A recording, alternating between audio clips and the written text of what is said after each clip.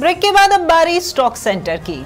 आज हफ्ते का तीसरा कारोबारी दिन यानी कि बुधवार है और आज आपको बताएं तो सेंसेक्स करीब 200 अंक चढ़कर 81,400 के स्तर पर कारोबार कर रहा है। बात करें निफ्टी की तो निफ्टी में 60 अंक की तेजी है और ये फिलहाल 24,750 के स्तर पर है।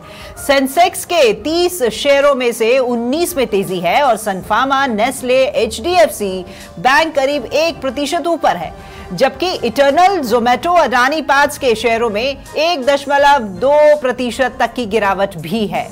तो निफ्टी के 50 शेयरों में से 25 में तेजी है और एनएसई के फावा इंडेक्स में 1.51% और हेल्थ केयर में 1.26%। साथ ही बात करें रियल्टी की तो रियल्टी में भी 1.8% की तेजी देखने को मिल रही है, जबकि आईटी, मेटल और सरकारी बैंकिंग सेक्टर में मामूली गिरावट है। तो चलिए अब हम रुक करते हैं हमारे market expert financial doctor Rajesh Kumar Sodani ji का और उनसे जानते हैं कि बाजार का आज का हाल कैसा है। नमस्कार राजेश जी।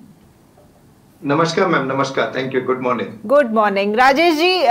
कल की जो गिरावट थी उसके बाद में आज बाजार में एक बार फिर से मजबूती देखने को मिल रही है। अब ऐसे में किन लेवल्स पर नजर रखनी होगी उसको लेकर के बताइएगा। एक बार जो तेजी के लिए सबसे जरूरी सपोर्ट था वो कल बाजार ने तोड़ दिया। अब जब तक बाजार 24,880 के ऊपर नहीं टिकेगा तब तक तेजी की नई पोजीशन नहीं बनानी है। कल तक हमको लग रहा था तेजी आएगी, लेकिन वो एक जो मेन सपोर्ट है वो तोड़ दिया है।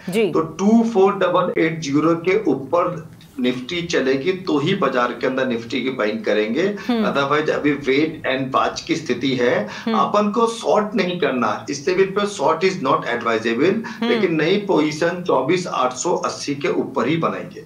ठीक है राजेश जी, बात करते हैं फार्मा, रेलवे और डिफेंस जैसे सेक्टर्स की, तो इनमें आज शानदार तेजी देखने को मिल रही है।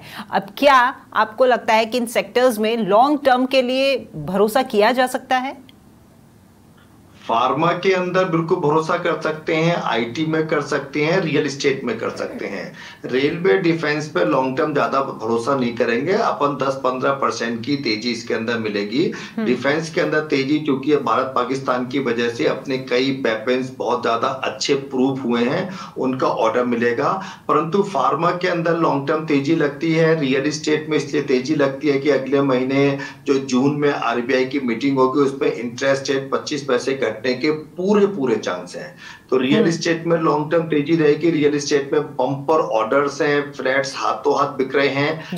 एचएनआई कैटेगरी के फ्लैट्स बिकेंगे। तो pharma, real estate and IT तीनों में अच्छी तेजी लगती है। ठीक है राजेश जी, आज के लिए आपका सबसे पसंदीदा निवेश का जो आइडिया है वो कौन सा है, वो भी जानना चाहेंगे हमारे व्यूअर्स। और क्या कोई ऐसा स्टॉक है जो आज आपकी रडार पर है? DLF, Godrej property, real estate के सारे शेयर्स, प्रेस्टीज रियल एस्टेट के अंदर शॉर्ट टर्म पोजिशनली बहुत अच्छी तेजी लगती है। रियल एस्टेट के अंदर जा सकते हैं। फार्मा भी doctor Reddy, Divi's lab, blueprint pharma के अंदर भी एक बार 3 से 5% की तेजी लगती है। ठीक है, अब थोड़ा सा हम आगे बढ़ते हैं। डीजल, पेट्रोल और इलेक्ट्रॉनिक जो व्हीकल्स है उसकी तरफ भी बात करते हैं। तो इनके जो कंपोनेंट बनाने वाली कंपनी है बेलराइज इंडस्ट्रीज का जो आईपीओ है आज से ओपन हो चुका है। इसको लेकर के निवेशकों को आप क्या टिप्स देना चाहेंगे? अच्छा आईपीओ है, immediate short term capital gain के लिए लगा सकते हैं। कल से आईपीओ मार्केट गर्म है, तो जिन इन्वेस्टर्स को शॉर्ट टर्म कैपिटल गेन चाहिए वो इमीडिएटली लिस्टिंग गेन के लिए इमीडिएट लगा सकते हैं। लिस्टिंग गेन अच्छा मिल सकता है, 20 से 30% ऊपर लिस्ट हो सकता है।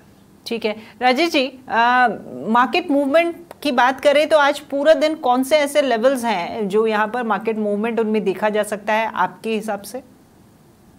24,880 के ऊपर निफ्टी चलने पर 24,950 और 25,000 बनने के पूरे चांस हैं। जब तक 24,880 क्रॉस नहीं करे बाजार में निफ्टी में तेजी नहीं करनी। ठीक है, और जो छोटे निवेशक हैं उनको किस प्रकार की ट्रेडिंग स्ट्रेटजी आज के लिए बनानी चाहिए वो भी बताइएगा हमारे व्यूअर्स को। उनको भी रियल एस्टेट के छोटे शेयर्स के अंदर ध्यान रखना चाहिए। रियल एस्टेट के अंदर तेजी लगती है, एक बार 5-7-10 दिन की तेजी लगती है। आरबीआई मीटिंग तक रियल एस्टेट सेक्टर तेज रहेगा। ठीक है राजेश जी, अब बात करते हैं हम निवेश के मौके की।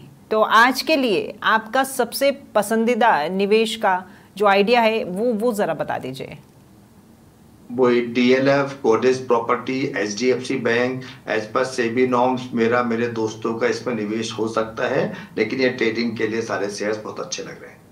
ठीक है, ये तो आपने शेयर्स के को लेकर के बता दिया है, डीएलएफ वगैरह को लेकर के हम आगे बढ़ेंगे, लेकिन एक कोई गोल्डन टिप आपकी तरफ से जो है वो सिर्फ ये डीएलएफ और इन्हीं की तरफ जा रही है, क्योंकि इन्वेस्टर्स हैं वो भी जानना चाहेंगे कि इसके अलावा अगर कोई और अगर उनको ऑप्शन चूज करना हो तो किस तरफ जाएं?